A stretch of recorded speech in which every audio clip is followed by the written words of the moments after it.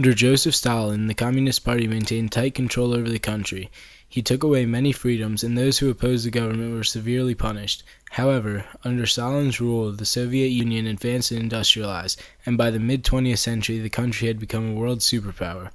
The Soviet Union brought its own ideologies and implemented them in the country. This, however, caused an economic and political rivalry with the United States, known as the Cold War.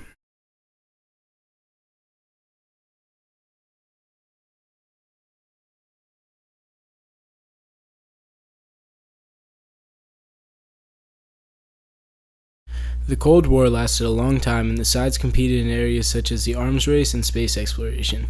The country was a world power, however, the Soviet Union was crumbling internally. The country made huge investments in areas that didn't improve the lives of its people. The inefficient practices in industry had caused for shortages of food and consumer goods, which caused a very low standard of living for the Soviet people.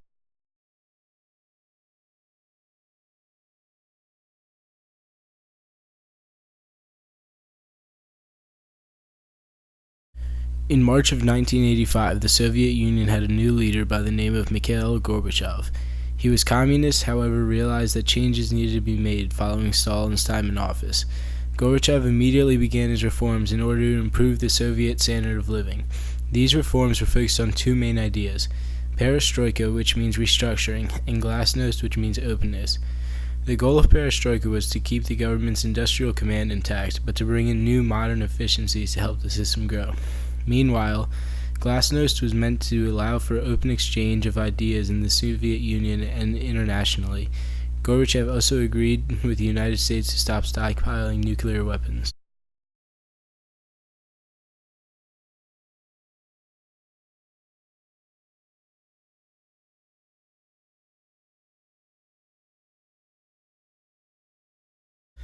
Gorbachev's reforms took far too long to have an effect, and therefore the Soviet economy collapsed.